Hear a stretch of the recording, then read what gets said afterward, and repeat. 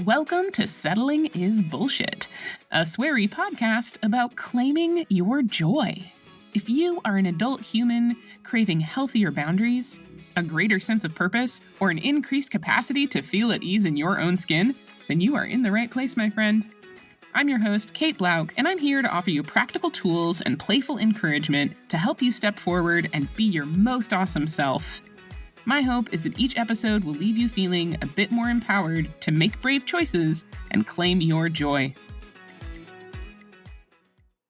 Hello, my dear listener. I am so fucking excited to share this conversation with you. I had a great time talking to Alyssa Jarrett, a romance author and tech marketer based in the San Francisco Bay Area.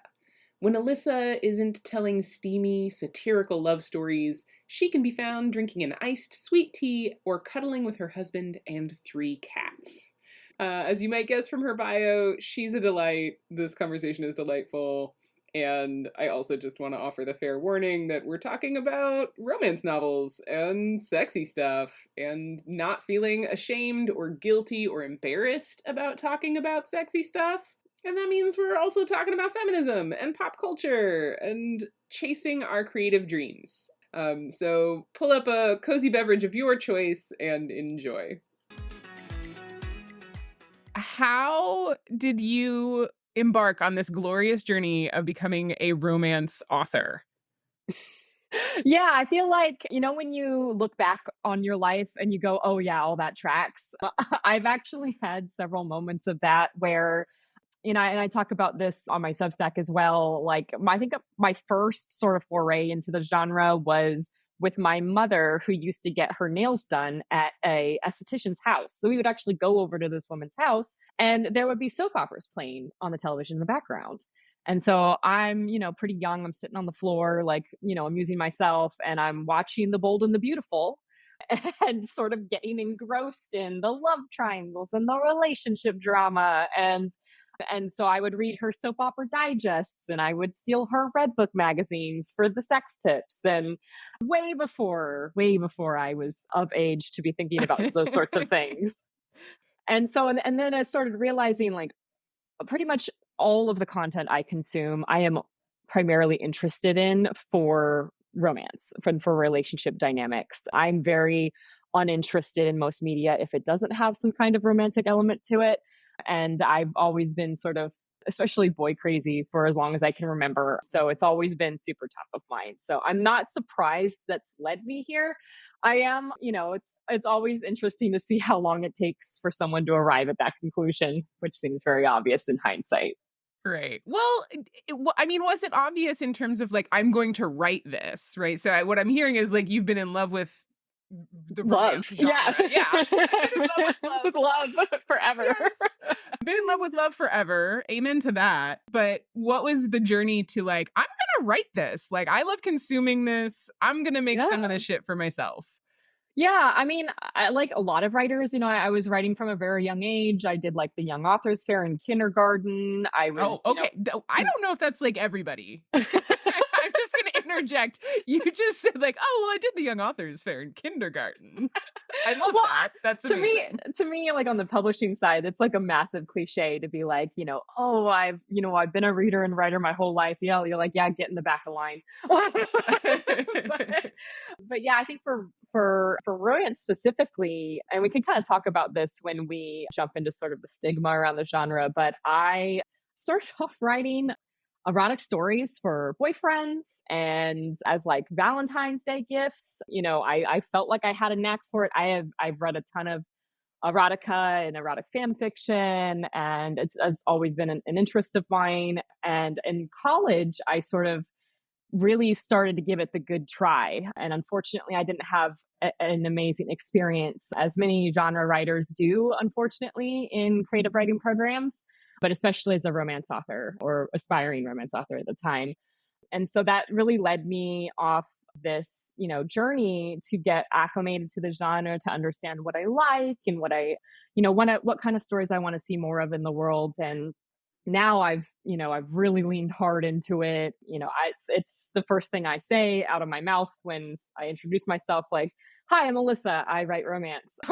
And everything else is sort of ancillary. That's beautiful, right? And that speaks to sort of one of the reasons I wanted to talk to you, right? Was this idea of taking the guilt out of guilty pleasure, really leaning into like, this is who I am, and I am not going to apologize to you about it. Like, I am a proud romance author. High five to that. Amen, sister. Yeah. Right?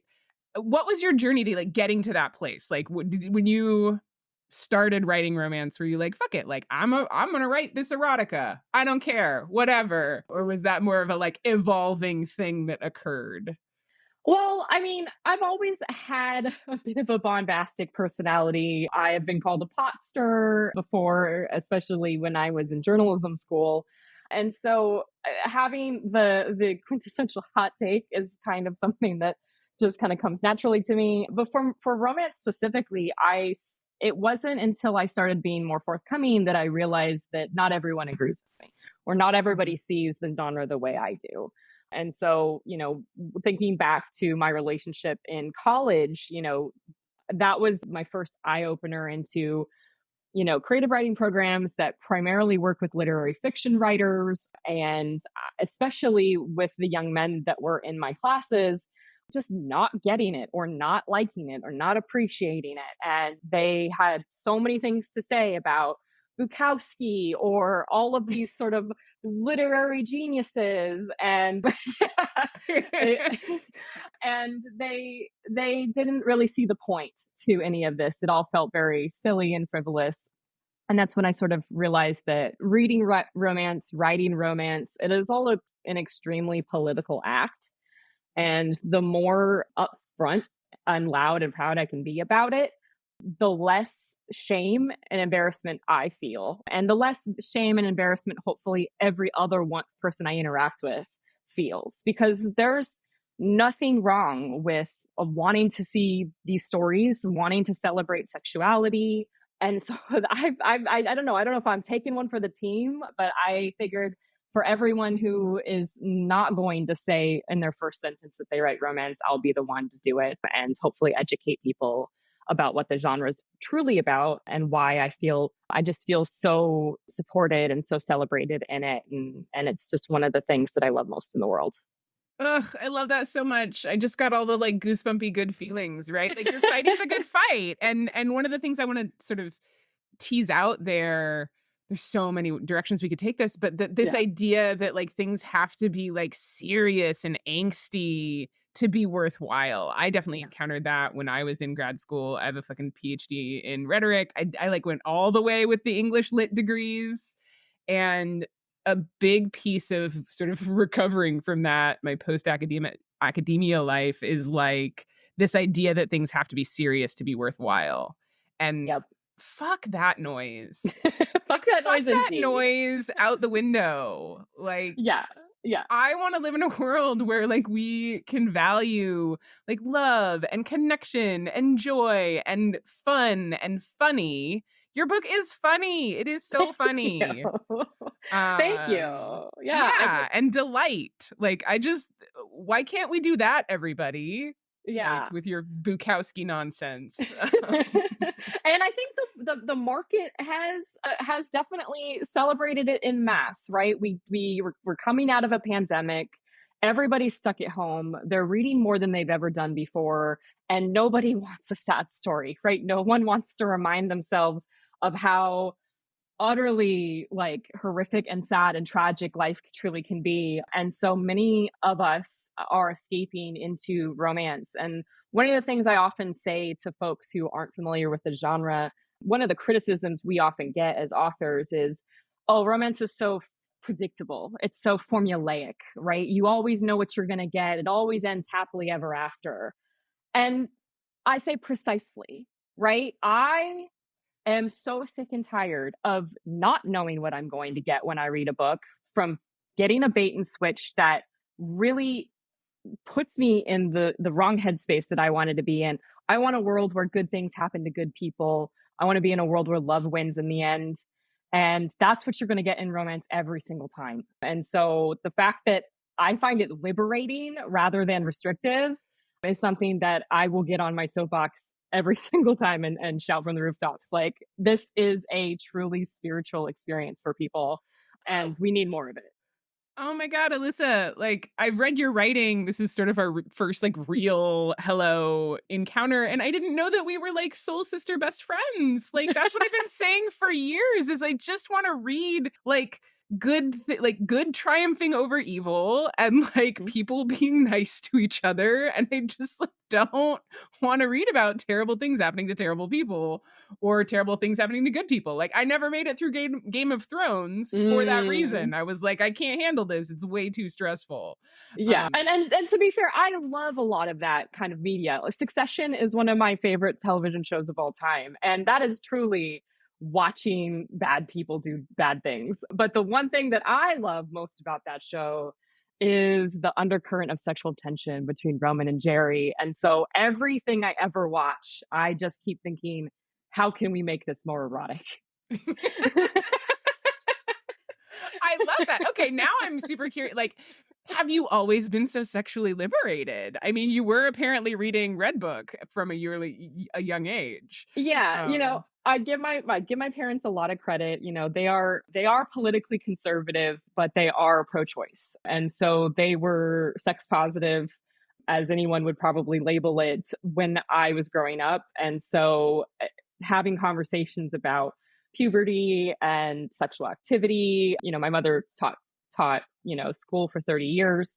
And so, having a rational conversation around these sorts of things was something that I really, really appreciated. And very much so now that I'm older, that I never had the sexual repression that most people do have. And that's again liberated me to be a lot more open about it, right? I was in fact, you know, this is an interesting tidbit about myself. I was sort of labeled often as a slut and a whore in high school, and I was a virgin.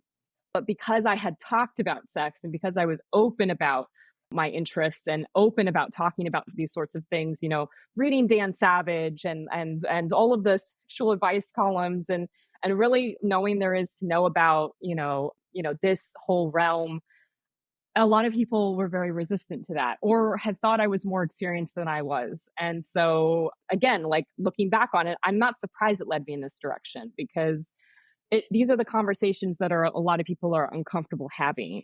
And, every partner I've ever had has always said, wow, you're just like so open to talk about these kinds of things. Like I feel really safe. And mm, that's one of the biggest compliments I can get is when someone who knows me reaches out to me and divulges something very, very personal or very intimate about themselves because they know that I'm not going to judge them. I'm going to celebrate them and support them and want them to be their true authentic self. So that's really why I do this. oh, yeah. I'm like stumped, like my brain just melted in the like, yes, of all of that is what just happened for me. Yeah. Like, yeah. And I keep going back to this idea of like fighting the good fight, of like normalizing, of being the voices that are like, hey, we can talk about this. It's okay to talk about this. I love reading your Substack for that reason. You just today published a post about enjoying smut. And Yep. so as someone who loves reading what I call fluffy fucking fiction, but not usually in the romance genre, and this is something a little bit about me as someone who spent like most of my adult life single, romance can like pull on the heartstrings for me Yeah. of I'm just like I want mine. Yeah. And this, I would say the same thing in relationships too, right? Like there's this feeling of, people are never going to be able to deliver that kind of I mean, there is high expectations, right? We want to preserve the best of humanity and romance and truly have people who learn and grow and become better people. And real life is messy and it's not always going to work so linearly, but that's okay, right? Like that's for me, it's, is my husband the perfect romance hero? Of course not, right? But like we're not there for that. We're not there for that. But he's supportive and he lets me celebrate myself in my fiction. And that's all I can ask for, right? Is like, we're imperfect creatures, and we're not always going to match up to the media that we watch, and that's for everybody. But that's okay, right? It's like, we just want to be able to have a good time and watch people get railed sometimes. It's not doesn't have to, doesn't have to be a complicated thing. Right? Oh, there we go. That's why I was like, I started a thought. And it was so, as someone who doesn't read a lot of romance, I super appreciated your like rating scale, because I was unfamiliar with sort of like, here are the different things. And I think I'd have to look at it, but like, I'm usually in the like out, what's it called? The like, there's closed door. Yeah. Yes. Okay. Yeah. Yeah. So for our listeners who haven't yet read your post, like, what are the like spiciness scales of romance novels? Yeah. And again, I'm in the Bookstagram community and on Book Talk, and everyone has different spice ratings. So you're not always going to see consistency when you're online. But I'm in the romance book subreddit quite a lot, and they all talk about the spice levels as a rating from romance.io. So romance.io is a popular resource for romance readers where you can go and you can check the spice levels or heat levels of anything you read. And so there's 5 spice levels, and so they call them steam ratings. And so 1 is where we would be, where it's just, you maybe get the Pride and Prejudice kiss at the end, but that's it, right? It's just glimpses and kisses, right? Some people refer to this as clean romance. However, I don't prescribe to that, because that unfortunately creates a stigma where every other part of romance is dirty. Boo. But Boo on that. so Boo on that. And I feel like I should interject. I do like sexy scenes. I just like, yeah. And you know what? This is about taking the guilt out of guilty pleasure. Have you read Gail Carriger at all? I have not. She has some San Francisco male werewolf erotica wonderful. romance novels that I absolutely love. I will look at immediately. So like, full disclosure, hello world, hello mom. I'm on the like M to M train.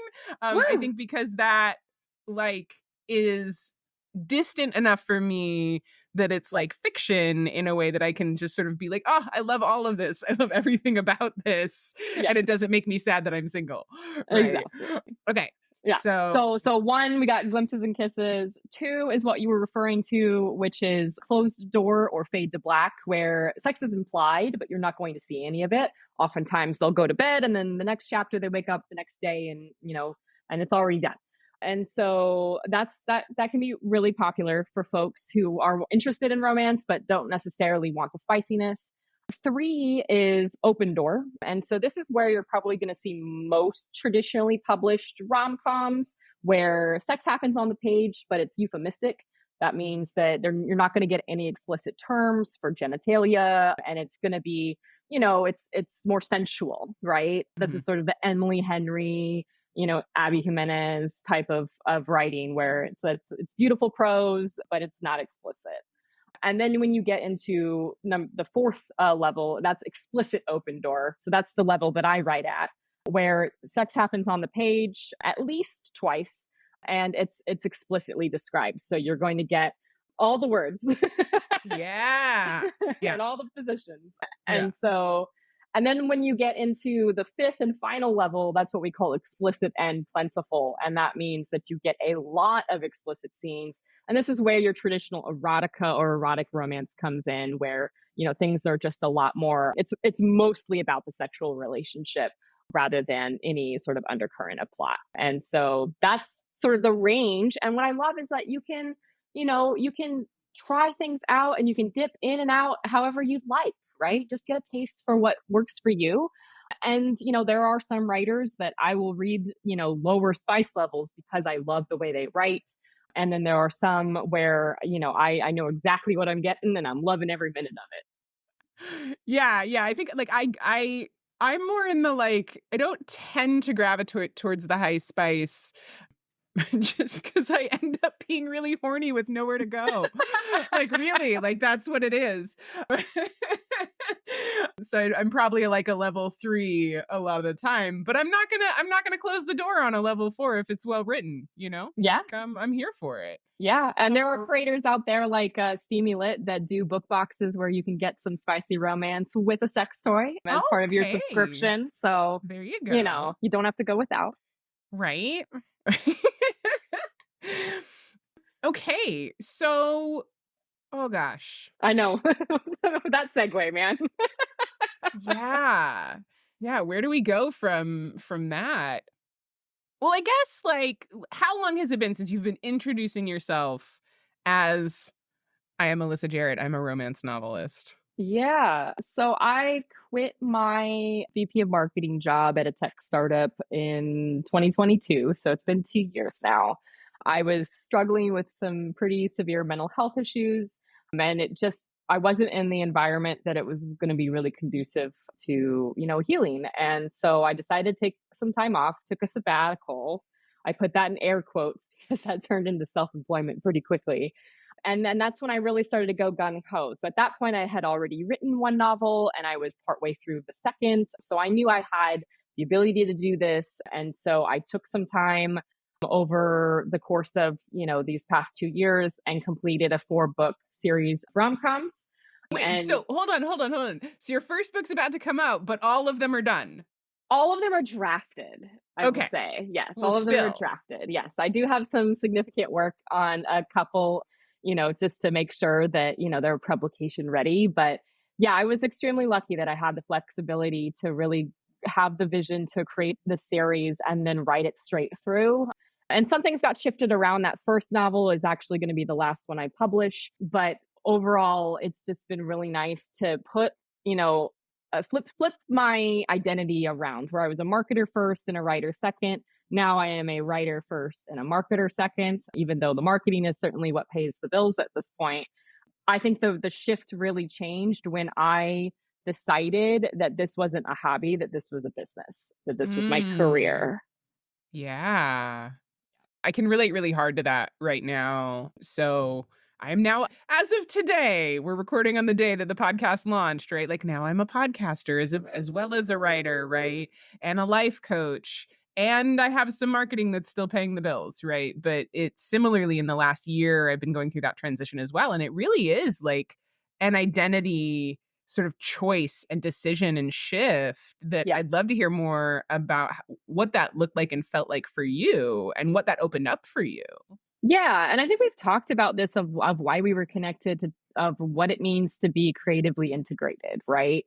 And so there are kind of two sides of this camp, right? There are authors out there that believe in compartmentalization, right? Where my creative work is completely separate from my day job, from my family life, from my home situation, that divisions are clear and they are stark, right? And that works for some people. And sometimes you may be in a career, like if you're in finance or politics, or you teach underage children, where that is necessary to keep those divisions pretty clear. However, I am very fortunate enough to believe in creative integration, where I bring my whole self to work, so to speak. And I'm not hiding or diminishing any aspect of my personality or my identity. And so that means that I am both a marketer and I am an author, and I am a wife and I have 3 cats. And so all of this is important to me, and it's important that my readers and the people around me know that that's all a part of my life. And I think when I was working in tech, I was weighted too heavily in like my identity, climbing the corporate ladder. I use the phrase I girl bossed too close to the sun, and when that no longer exists, then you have an identity crisis and you think, well, what now? Where do I go from here? And so now I'm about making sure that I'm not keeping myself from enjoying all facets of it. Oh, I love that so much. I'm not keeping myself from enjoying all facets of myself. Yeah. Fuck yeah. Like, fuck yeah. Yeah, when I was leaving academia, it was a huge identity crisis of like, who am I without being this job, right? And one of the many things that I'm really trying to do on this podcast and in my writing is saying, like, let's all be our awesome selves all the time, right? That we're not Yeah. just the one box or the one job or the one label, right? That we Yeah. bring a lot of really cool shit to the table. And I believe that, like, fulfillment and joy is found in being able to show up as our whole selves. Yeah. And I will be the first to say that that's a massive privilege to be able to do this, right? Like Yeah. I am self-employed. I don't have anybody to, to tell me what to do. I have a lucrative marketing career and my husband has the same in finance. We have the financial means to live the way we'd like. I am also child free by choice. And so I don't have to worry about protecting the privacy of other people. And so I get to be as forthcoming and open about what I do because I am relatively protective. I am also cis, I am white, I am straight, I am the insert all of the adjectives that have given me a lot of privilege in life. And so I read a lot of tech nonfiction and management guides when I was in Silicon Valley.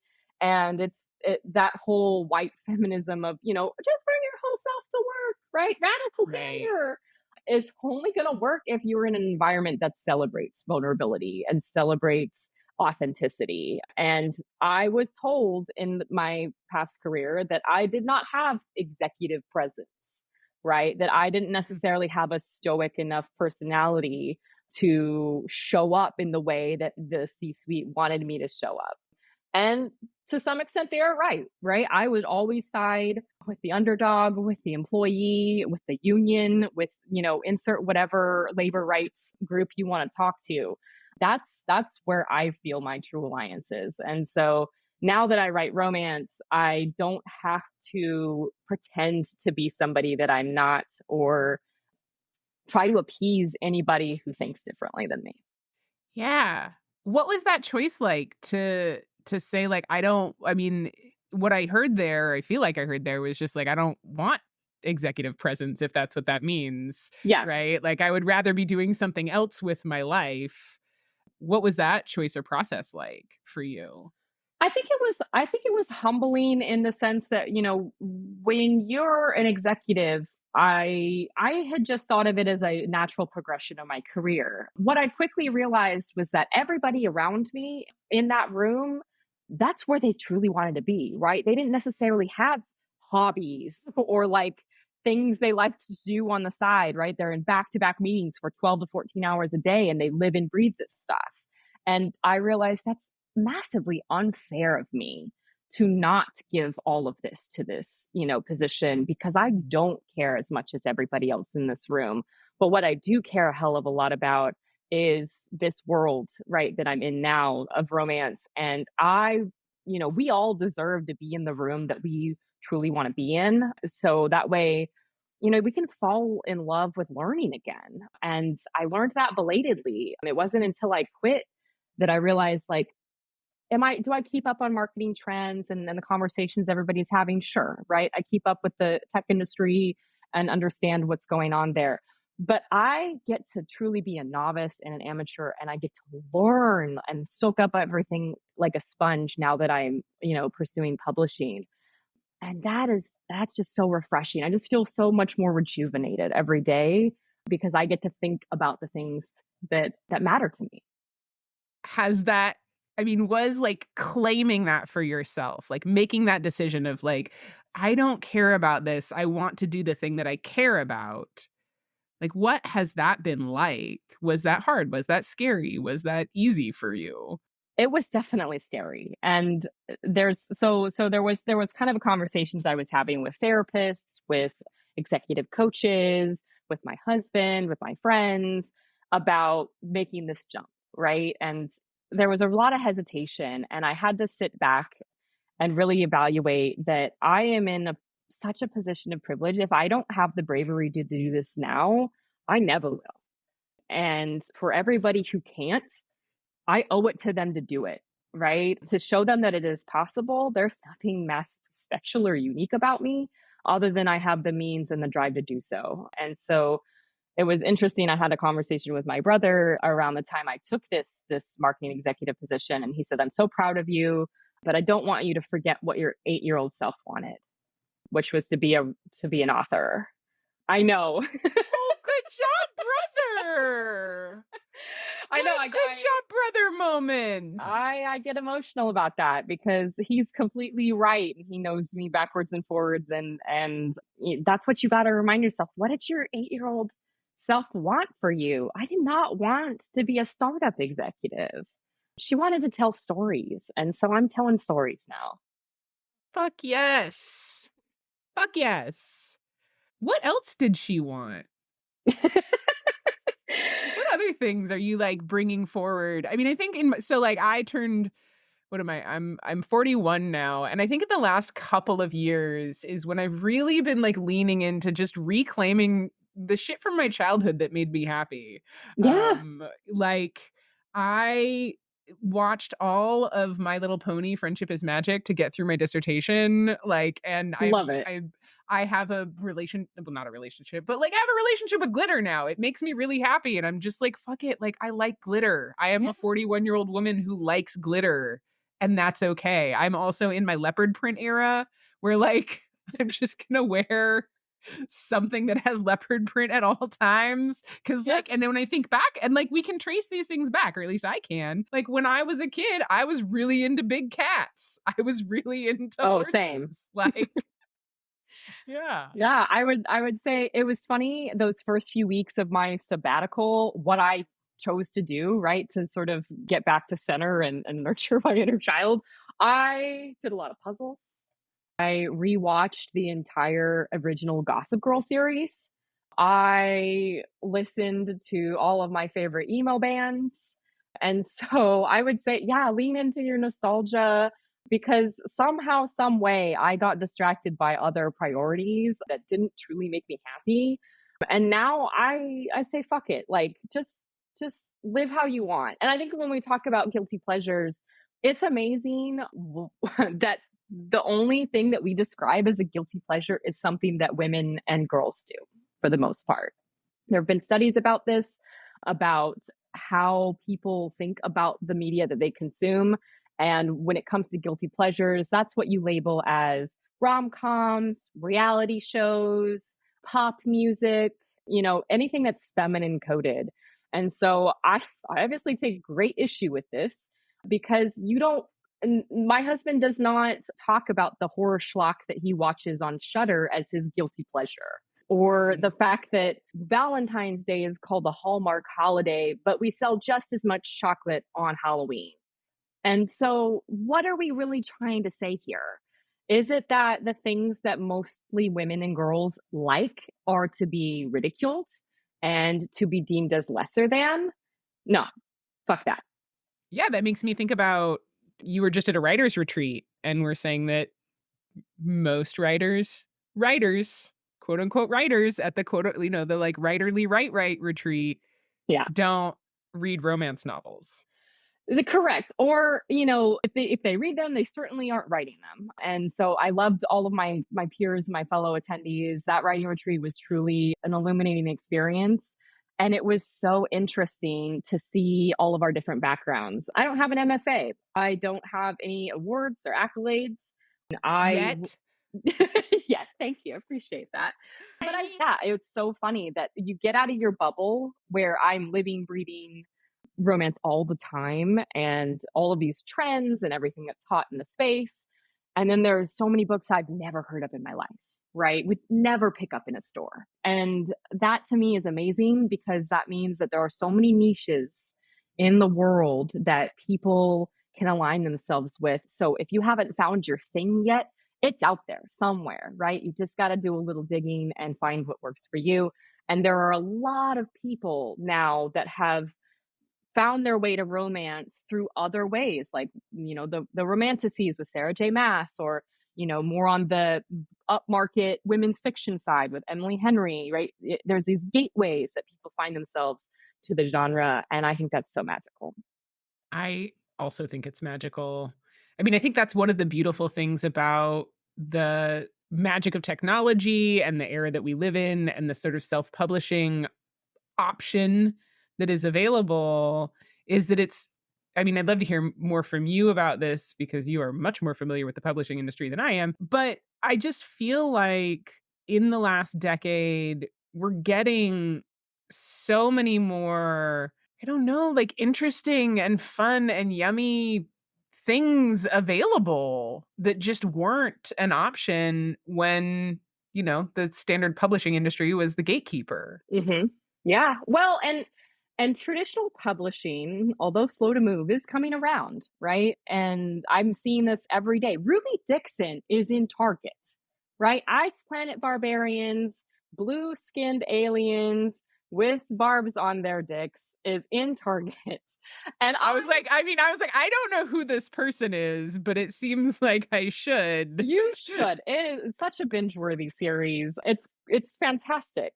And same thing with, Tessa Bailey, Katie Robert, right? The explicit and spicy and sexy and fun is making its way to readers like never before.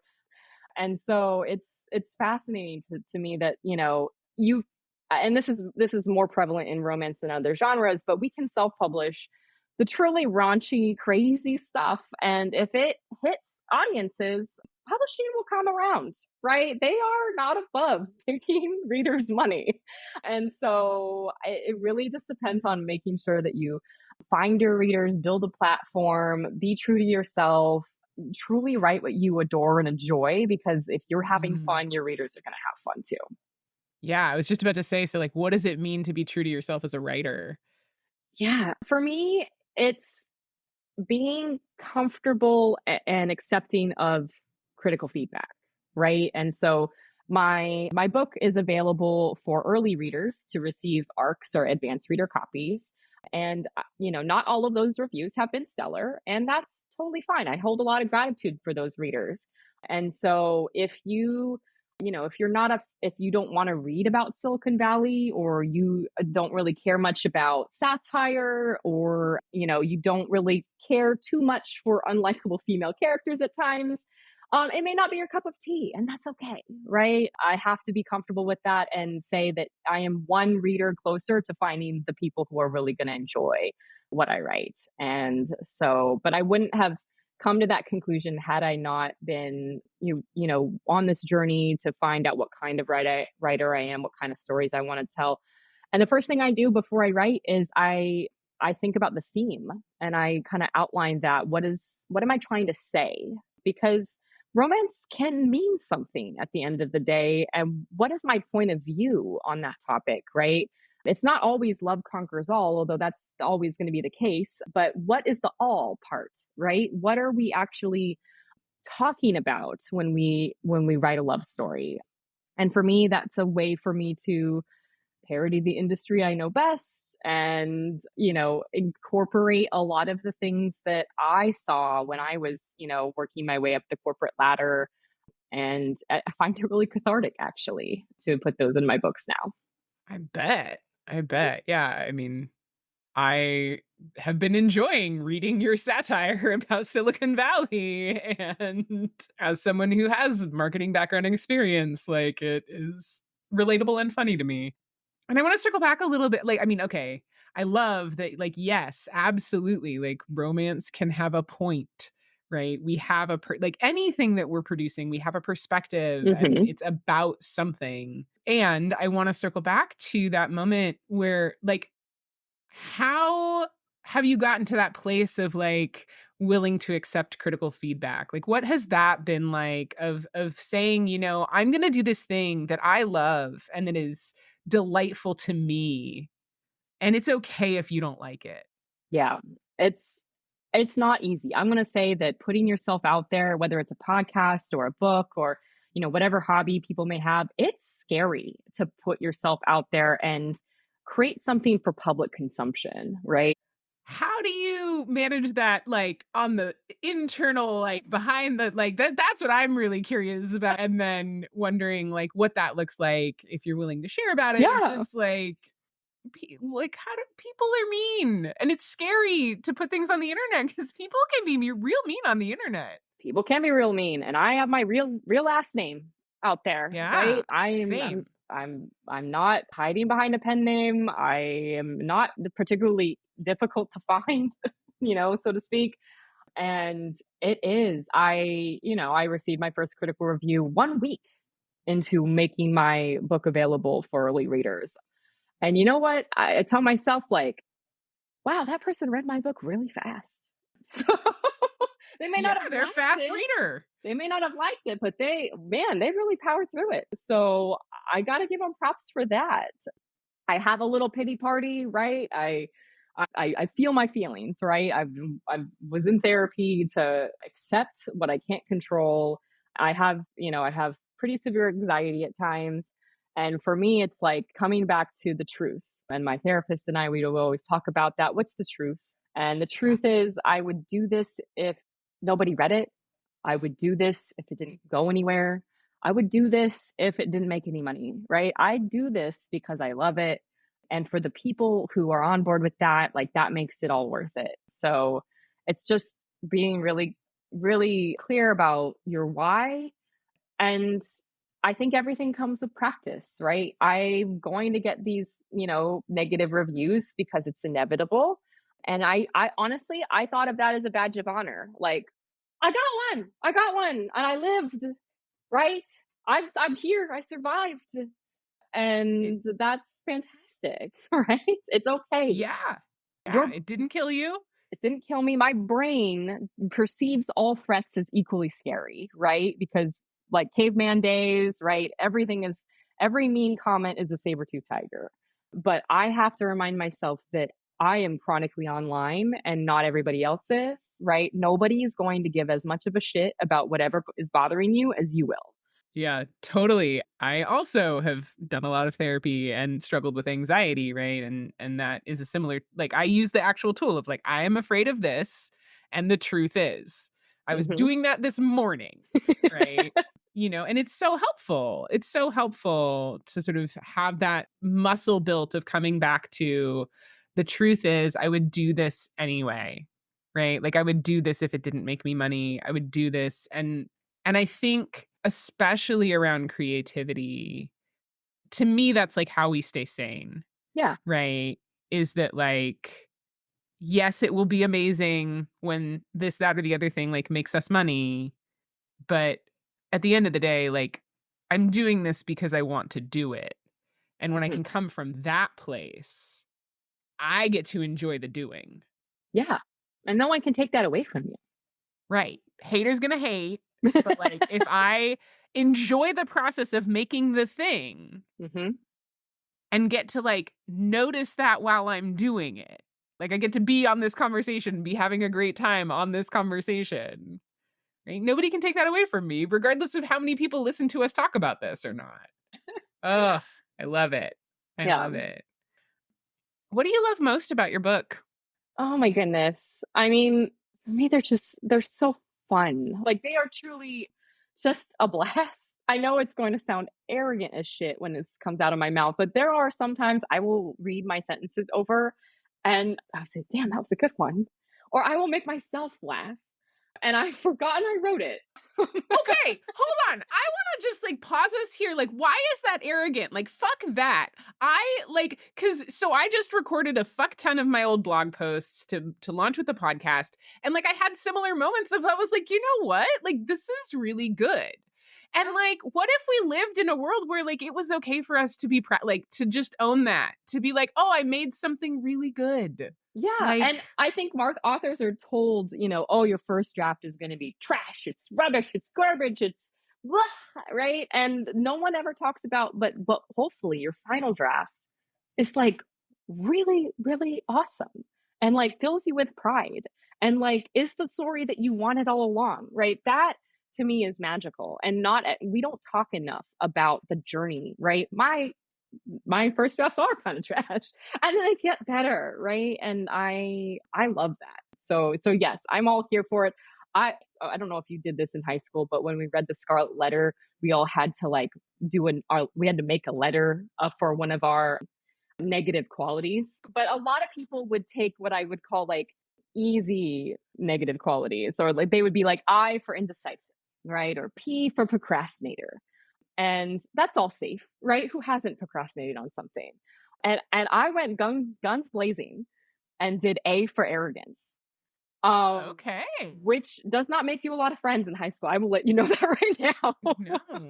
But I was very sure of myself, right? And I truly felt that, yeah, in some regard, in some manner, I am just better at something than somebody else, and that's okay, right? Just like there are a lot of people who are a hell of a lot better at me than other things. And so, yes, if that makes me arrogant, you know what? Fair. That's a fair assessment. Okay, so yeah, so I'm coming from the perspective of having just like raging, deep rooted insecurity at all times, very much in high school, right? So, this idea of like, no, I want to claim some arrogance for myself. Like, I want to own that. So, circling back to that sort of like making visible the creative process, right? How long from like, I'm going to start this book project to hmm today? Like, Oh man, how long has that been? it has been a minute. I got started in 2014. That was with Okay. the first draft of my first novel. I I drafted that novel in 3 years, but that's on and off. I took many a hiatus. I got married. I realized I can't plan a wedding and write a book at the same time. So there were just things that got put on the back burner for a while. But I would say it was around 2020 where I threw my hands up in the air and said, I can't do this anymore. I can't edit this anymore. I don't know what I'm missing. I've I've done all that I can do and I need help. And that's when I hired my now editor, Kristen Tate at the Blue Garret. And boy, she rocked my world in the best way possible. And this is kind of silly to say because I was a marketer and a journalist and I've been writing my whole life, but writing fiction is different. It's a different muscle. And you're not going to be really great at it from the get go. And you get way better and you get faster. You get a process that works for you. My fastest novel was my third. It took me 13 weeks to draft. And I was utterly obsessed with that story. And it's not always going to be that way. My fourth novel took me a longer period of time to get out, but now I have a repeatable process, something that works. And it took me a very long time. So that's like what 2014. So that's a decade to get here Yeah. to realize like I finally kind of sort of know what I'm doing now. And that's, I feel like everybody's like that. Everybody takes way too fucking long on their first book, like Right. outrageously long because they don't know what they're doing and they're scared. And then we finally get over that hurdle somehow. And the rest of them, I'm not saying they aren't hard, but they're definitely not as hard, because you finally get some experience underneath you. Yeah, and I feel like, and that's true for writing books. And all of the things that we want to learn to do. Yeah. All of the things that we want to get better at, that we want to be good at. Like, we just have to suck at it for a while and like muck around and not know how to do it. Yeah. Um, and And that's I fine. do encourage if you do make that shift into sort of monetizing your hobbies, go get another hobby that you can suck at. So I love to bake. I am not a particularly great baker, but it's fun to try and to eat my mistakes. It's fun. Or I'm starting to do personal training and get a little bit into weightlifting, and I'm not great at that either, but it's good for me and I feel accomplished when I get to lift just a teensy bit more weight than I did the other day. And so yeah, like I don't anticipate anybody should monetize all their hobbies, but go find one that you can suck at while you're getting better at the one that you really care about. Yeah, there's a book, It's Good to Suck at Something, that's like all about like she's like learned to surf in her 40s and was bad at it Love it. for a very long time, right? And there's this idea of just giving, like, for me there's been a lot of like giving myself permission, right? I have needed the like permission to be bad at things and to do them anyway as a recovering Oh perfectionist. yeah, I hear you. Yeah, yeah. So appreciate you sharing like that it's been 10 years, right? Like it's important to hear that for me, and I assume for folks who are listening, that just, it takes time.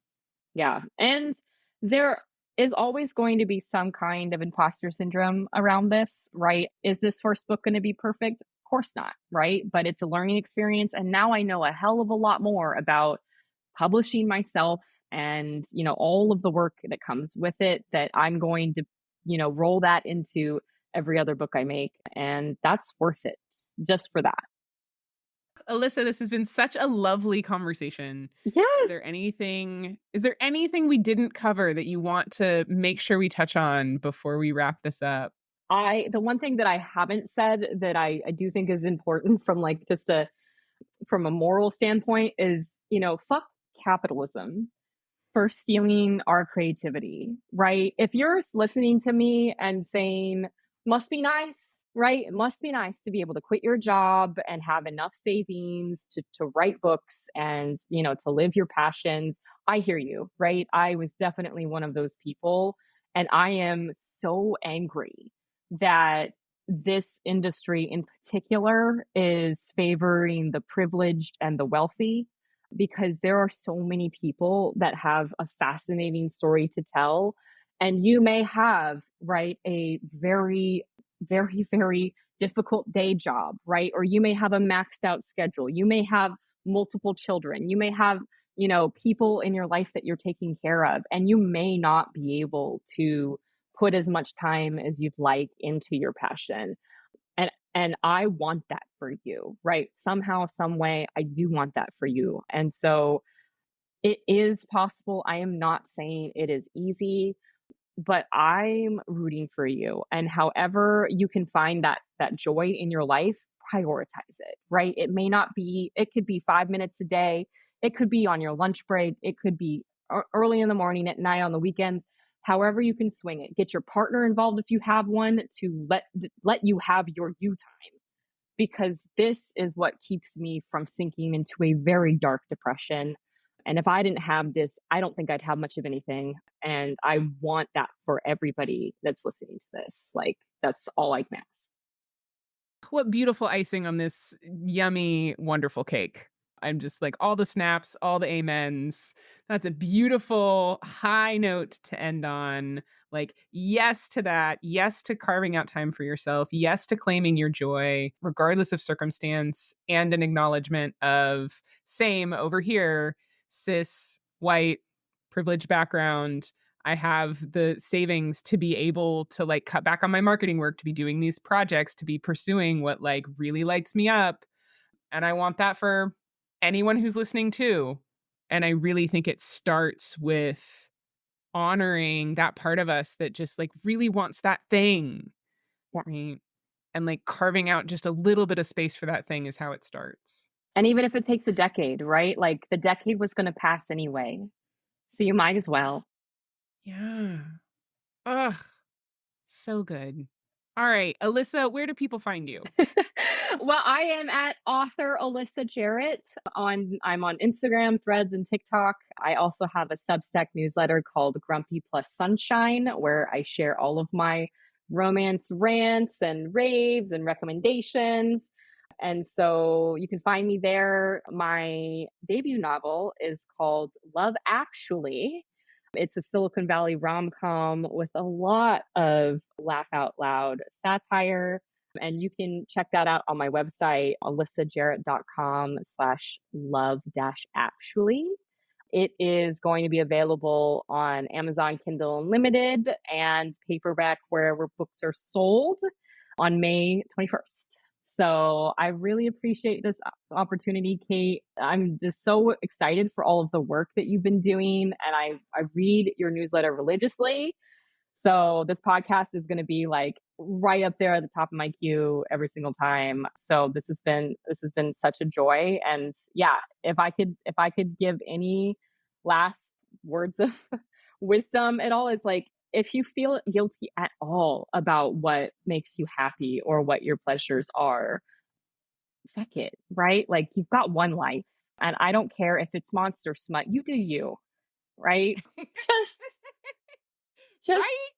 do whatever floats your boat. And I am going to be rooting for you every step of the way. And I want to read that monster smut, by the way. Please send it to me. I am, Amazing. I don't, but like I want you to send it to Alyssa. I yeah, think that's great. I'm here for that. I will not yuck your yum. I will pass it along to Yeah, somebody who's going to find it yummy. That's exactly. what it's about. right? Exactly. Everything I'm is yummy to somebody. it is. And go find the people who agree with you, and you'll make best friends for life, right? It's just such a joy to be able to not have to hold back anymore. Mm, indeed.